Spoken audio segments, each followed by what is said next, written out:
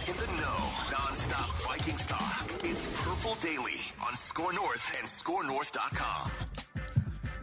Well, this is actually part of the Purple Daily family. It's time for Purple Access. Chip Scoggins and Tyler Forness rotate weeks for us on the show. It is Tyler's turn this week, which is a very good week to join us. Of course, you can find his work at the writing home of Sports Dad as well, VikingsWire.com. Tyler constantly updating the site, does a fantastic job. If you're a Vikings fan, you want to check out this site because it basically is your one-stop shopping for anything that is going on with the Purple and, of course, Declan Goff as well. Introduced last, but certainly not least. Tyler, what's up, man? And let's start with this one. Let's start with Monday night. Let's go back. This team was not given a chance, basically, I think by most, certainly by me. I didn't think that they were going to beat San Francisco. They didn't just beat them. I thought it was also how they beat them, the impressive play, easily, not even close, the most complete game that we have seen from the Vikings. So going into Sunday's game in Green Bay, trade deadline on Tuesday, October 31st, 2 days after that, what are your feelings about this team now being one game from 4-4 and coming off a game that really showed when they put things together, this team looks damn good? I think the biggest thing when you talk about what this team is after the game is they were finally able to do what we thought they could do all season, and it's just finish. And they finished, in my opinion, going into that game, the best team in the National Football League. I do power rankings every week, and the 49ers were at the top. They dropped a little bit after the back-to-back losses, and it's just so frustrating that they couldn't have done this sooner because I took a look, and I'll give credit to Eric Thompson of Daily Norseman because I saw him put this on social media today. The Vikings have turned the ball over 4 of 7 opening drives, and they did so against the 49ers, and they still came back to win. Yep. Like, this team just continues to shoot themselves in the foot, and if they don't shoot themselves in the foot, you could make a realistic argument that this team is 7-0 right now. And that's not how football works. You can't just take out a few plays here and there and then all of a sudden flip the script and, hey, you're undefeated. But that's why this team selling never 100% made sense to me unless they ended up 2-5 or 2-6. Because then at that point, you're just so far back in the win-loss column that it's going to be really hard to make up any sort of ground. The 2020 Minnesota Vikings started 1-5, and they tried, but they were unable to make a playoff spot, and they ended up picking, I believe it was 14th in that draft. They moved back to 23 and got Christian Darrisaw. But the play on the field outside of the lack of discipline turnovers has been really good, and they've been competitive with the Eagles, Chargers, Chiefs, and they had chances to win all 3 of those games. So seeing this and them finally being able to put it together and string things along, I think solidifies that they believe that this is a really good football team and gives them confidence moving forward. And that's why being a buyer at the trade deadline is 100% in play.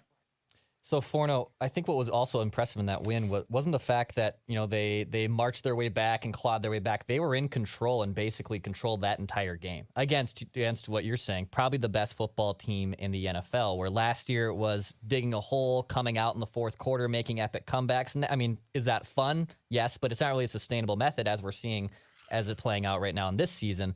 I think what was so impressive was the fact that they established it early, and I know it got a little dicey at the end, and Greg Joseph maybe missed a kick or two, but in general, they went toe-to-toe with one of the best teams in the NFL, and I think that was probably what the coaching staff and management was saying all along of, no, this team's damn good, and we can compete, so let's not sell off any pieces by the trade deadline. Yeah, exactly, and sometimes it just takes a while to really figure things out. And that, as you talk about the unsustainable method that they won last year, they knew that they had a talent shortage, especially at certain positions. And they had to be what Kevin O'Connell described as situational masters.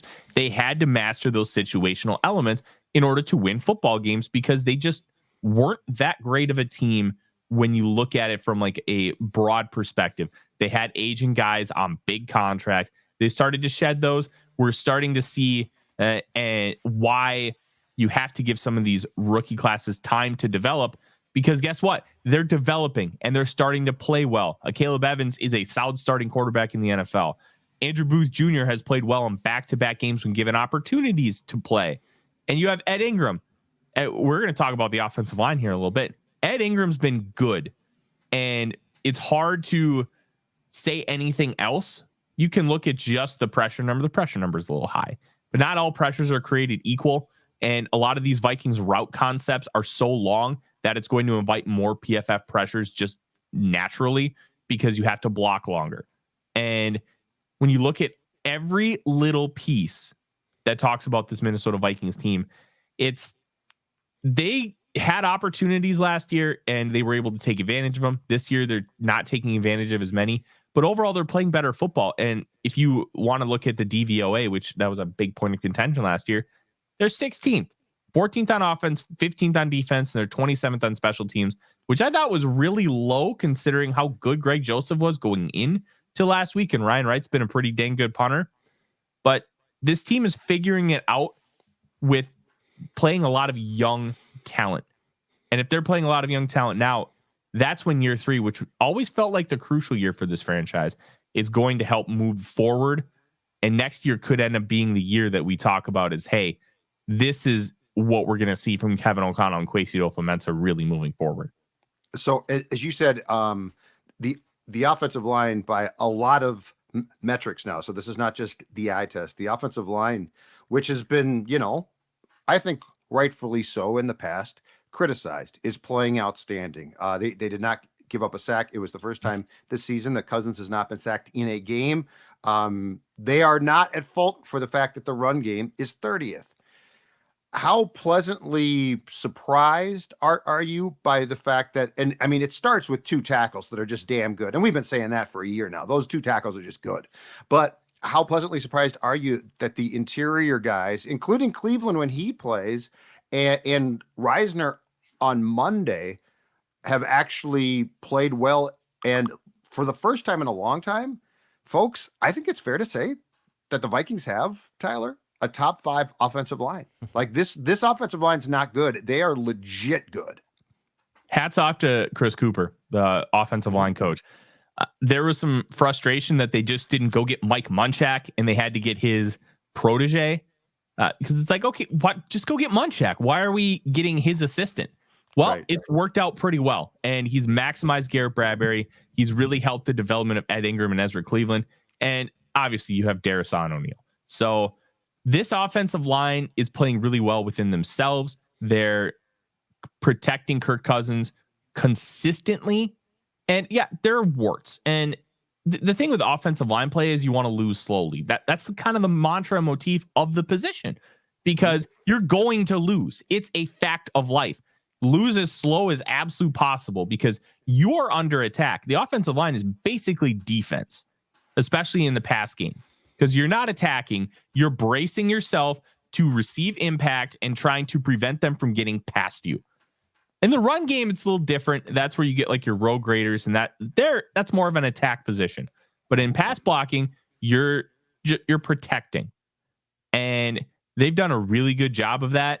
And Reisner played very well, but it was also evident to me that he wasn't as good as Ezra Cleveland, and a lot of it has to do with the movement skills and being able to pull and move gracefully.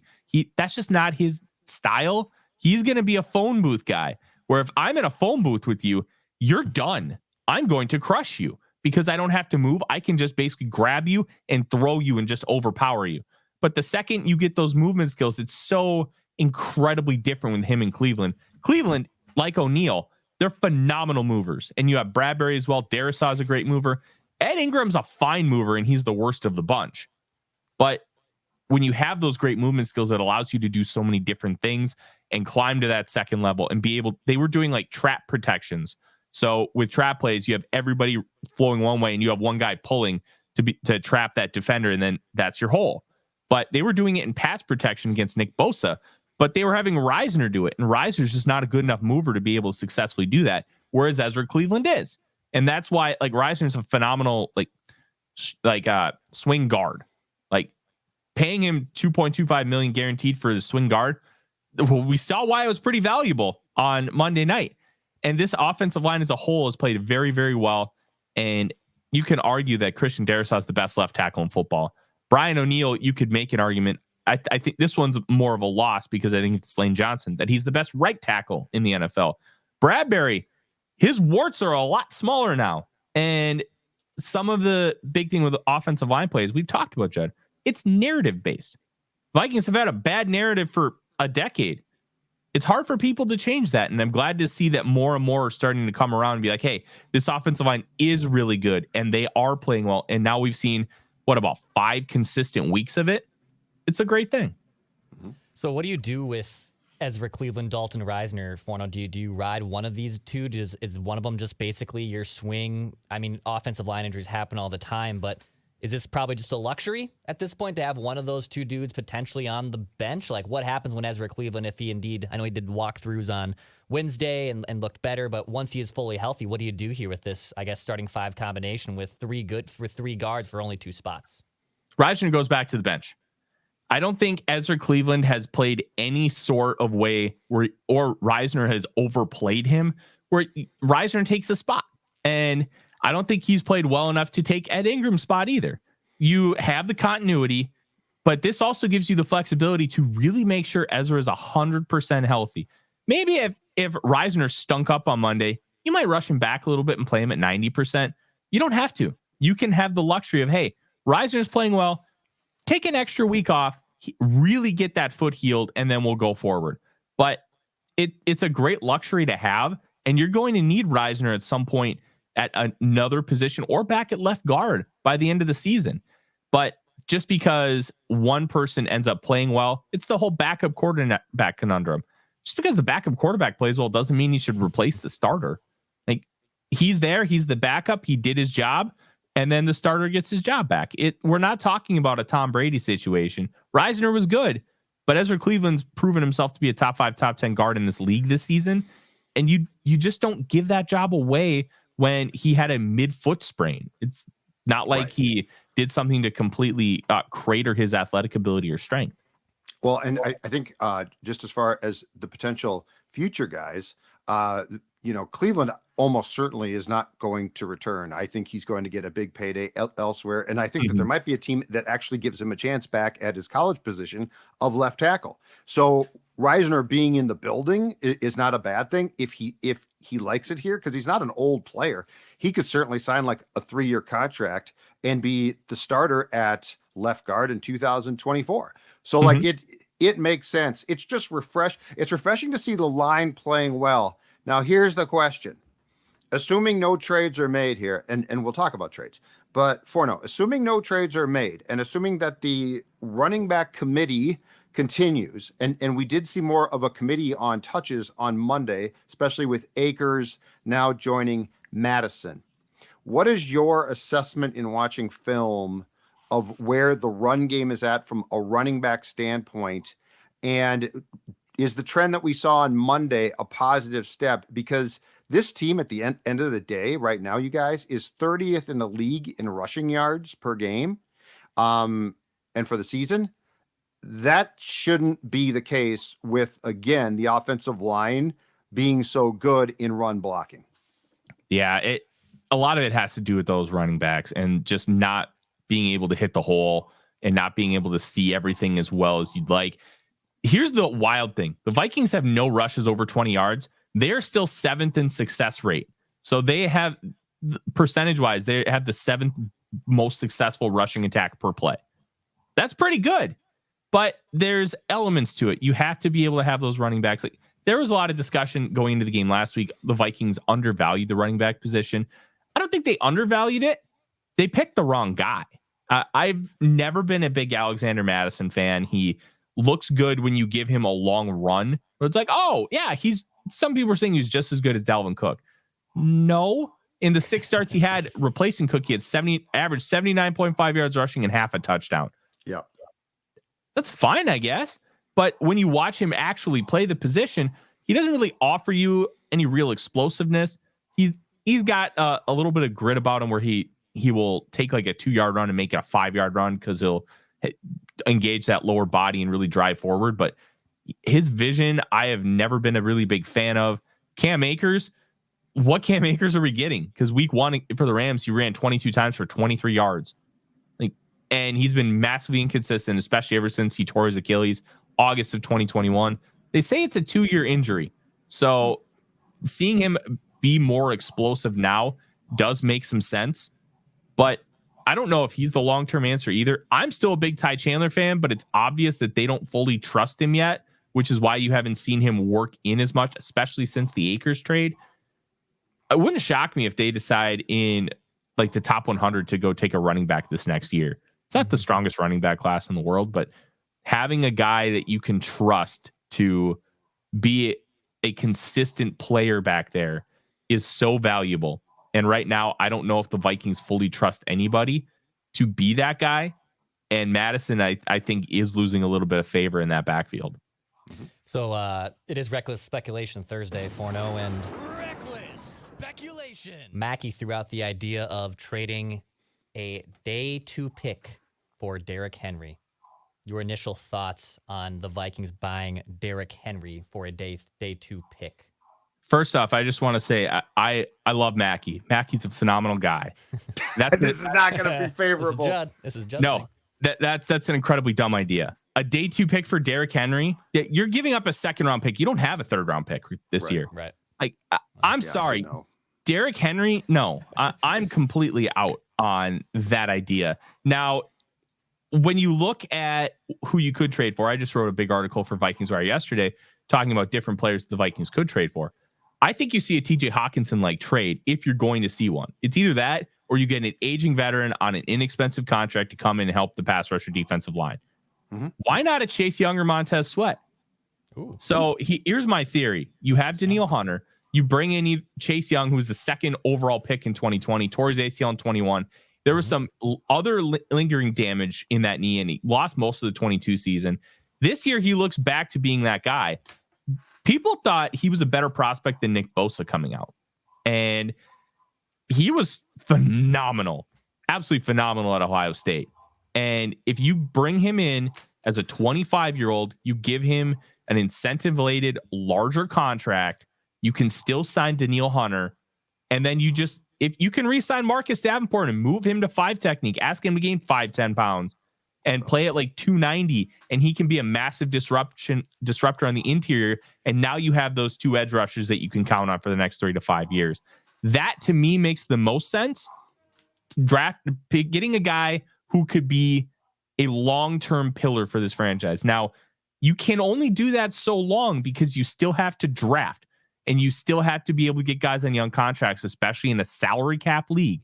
But for where the Vikings are at, if you were to secure both edge positions and then have Davenport on the interior of that defensive line, that can be a massive benefit to your organization for a long time. You could do the same with Montez Sweat, who's in his 5th year with the Commanders as well. He's a couple years older.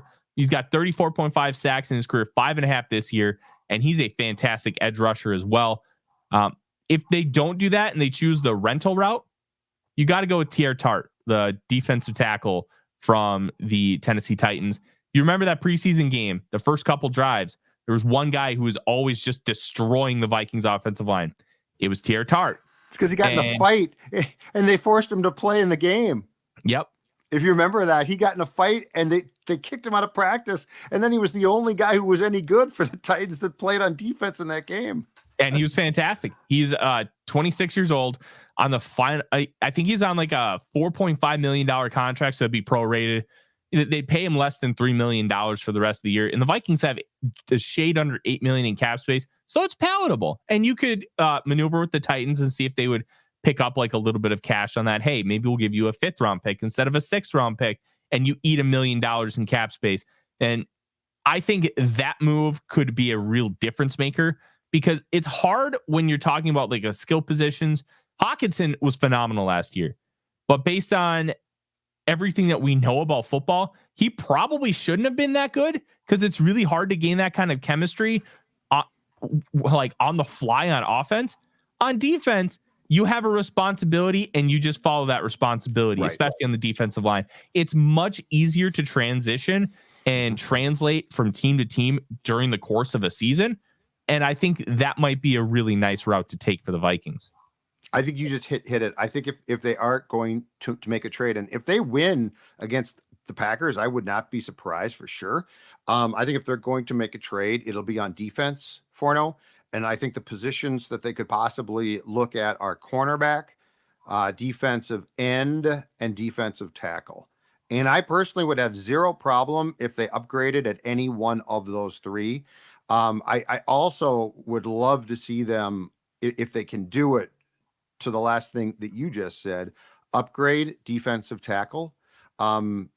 Because here's the thing that impresses me, and we're talking about this, but we're probably not giving him enough credit. The transformation of this defense with Brian Flores has been, I mean, think about where they were a year ago, okay? And yes, Ed Donatel was a terrible hire and didn't work, but nonetheless, somebody had to come in and fix that. What Brian Flores has come up with and what he's gotten from a defense that has some good players, don't get me wrong, it's not talentless. That would be unfair to say, but it certainly had a lot of question marks. What he has come up with, what he has done, against San Francisco, playing 3 safeties on every snap and at times playing 4. Brian Flores has been worth his weight in gold to this team.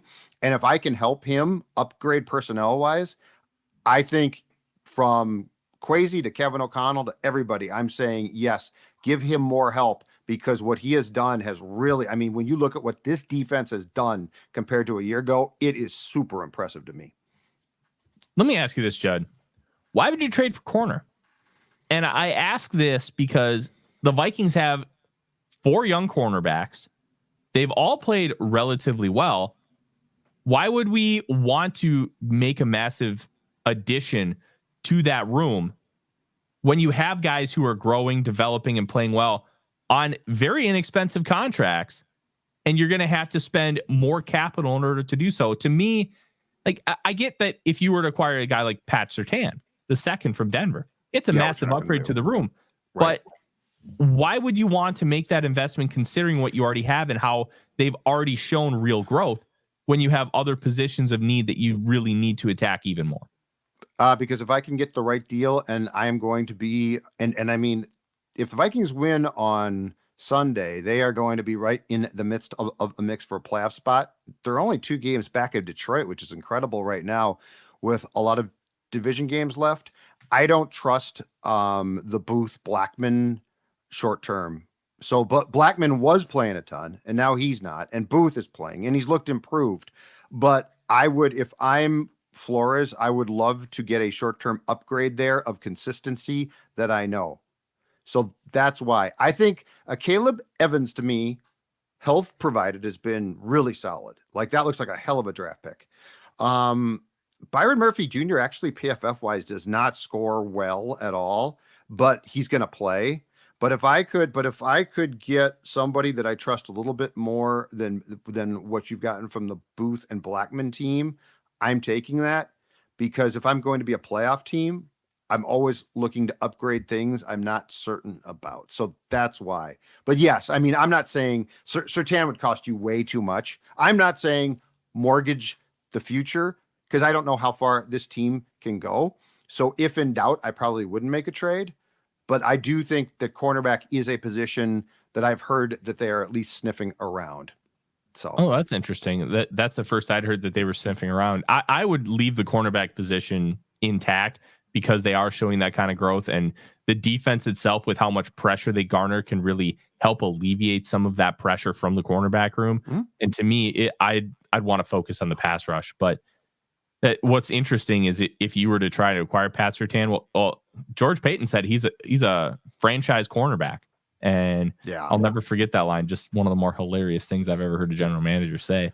But to me, focusing on that front seven, I think should be the priority. And how Kwesi chooses to do that, whether it be a really like a veteran rental, like you could get Justin Houston from Carolina Panthers for like a 7th, 6th swap. And last year, 300 pass rushes. He had like pressures on like one every like, I think it was like every 9 pass rushes, which is a fantastic rate. Mm-hmm. 42 pressures. That's what it was. And like, you don't have to play him every, like more than 40% of snaps. Bring him in on 3rd downs and just let him do his thing. That sounds pretty good to me. Tyler, how do you think the game goes against the Packers on Sunday after a big win against the Niners? The Niners also beat you up. I know there's the stat that teams that after they play the Niners don't have a great week the next week. Obviously, the emotional high of the win, I think Vikings fans are all, kind of assuming that they're going to go on a run here because there is indeed a soft spot on the schedule. But how do you see this game playing out against the Packers in Lambeau? Are the Vikings going to wear the right cleats this time? I saw a thing about this. Yeah, no kidding. Yeah. The one interesting thing for me is Matt LaFleur is a Shanahan disciple. So he worked with Shanahan, he worked with McVay, but he definitely leans more towards the Shanahan style as far as how he likes to run his offense. And the Vikings literally just played Shanahan. So they're going to see that, and they're going to be able to have counters for a lot of the stuff the Vikings did. But how are they going to treat Jordan Love differently than how they treated Brock Purdy? Because they've treated quarterbacks differently in how they bring pressure every single week. It's not like the Mike Zimmer days where Zimmer's going to run his defense. Flores is really adjusting his game plans per quarterback. Is he going to want to try and torch Jordan Love? Because what's interesting about Love is he is like second in intended air yards at 9.5 yards per pass, and he's like 30th in EPA. Like he's just got this wild dichotomy of what they're trying to do versus what they're actually successful at doing. And seeing that is utterly fascinating because it's not like they're not trying. They're just bad at it. And how are the Vikings going to try and attack him? Are they going to try and bring a lot of pressure and just make him hit throws? Are they going to pay like, hey, here's drop 8, figure it out? They have young receivers, young tight ends. Like we're talking Christian Watson, Romeo Doubs, they're second-year guys. Luke Musgrave, Tucker Kraft, Dontavian Wicks, Jaden Reed. They're all rookies. It's not exactly an experienced receiver core. So maybe Flores thinks, hey, I can get away with blitzing because it's not like we're facing the creme de la creme of receivers. There's not a lot of veteran presence in those rooms. And because of that, I think we could take advantage of it. Great stuff, man. And as always, check out Tyler's work and the outstanding work that the entire staff, including me, does. VikingsWire.com. VikingsWire.com. We'll talk to you in a couple weeks. Declan, tell the people what they need to know before we hit the road. Yep, this is Purple Daily, Daily Vikings Entertainment. We'll be back for a Feedback Friday tomorrow.